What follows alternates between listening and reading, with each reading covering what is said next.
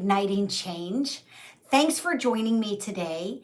And today I wanted to talk, and I was so excited after my video yesterday. I thought, you know what? I'm going to go live again tomorrow because this is so much fun, because I get to come and I get to help and I get to teach and utilize all of the things that I've been learning over the last 16 years about my spiritual, emotional, financial well-being, all the facets of life that I always seem to have questions about, because I'm a very inquisitive person. And to be honest with you, what just popped in my head was years ago, the teachers had to give an award to students in grade school. And I think my teacher was overwhelmed with me. I think this was like fourth grade, some third or fourth grade. And I got an award for best question asker. And this is very important for me as I go through life. And I think this is really an important thought. Do you question things in your life?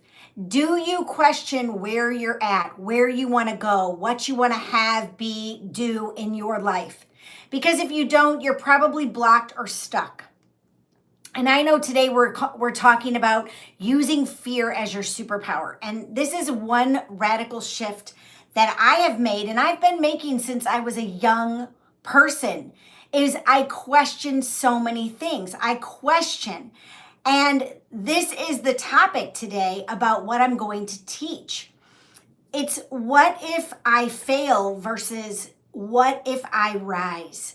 What if I succeed? What if I could have this?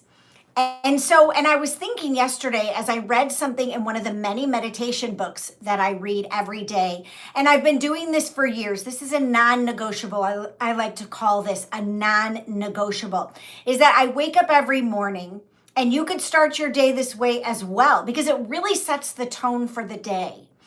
Is I begin my day by making myself a cup of tea. And then I sit down in my chair in my room, my comfy, cozy chair, and I have my journal, I have my meditation books, and I get my blanket on. I'm usually in my PJs.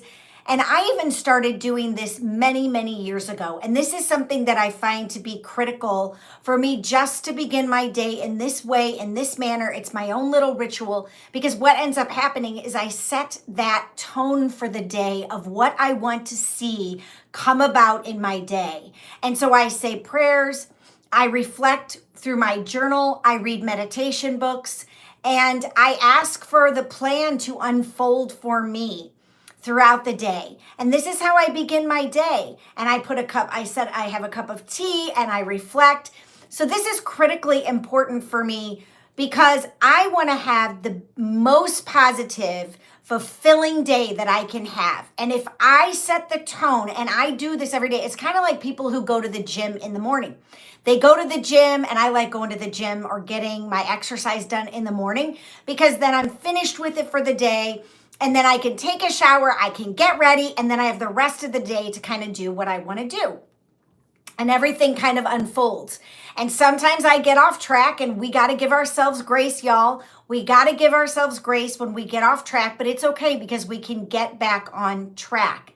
But that is a suggestion for you, how to set the tone for your day. And I know there's people out there that do the same thing every day, because they've realized it's kind of like when we talk about football players or baseball players or sports athletes, they have a ritual and a routine that they follow, because they know what works for them, and they know what builds themselves up and puts them in that zone. You can call it the zone for the day. And so that's how I begin my day, because I want to set the tone for how my day unfolds. And I even started doing this when my children were small.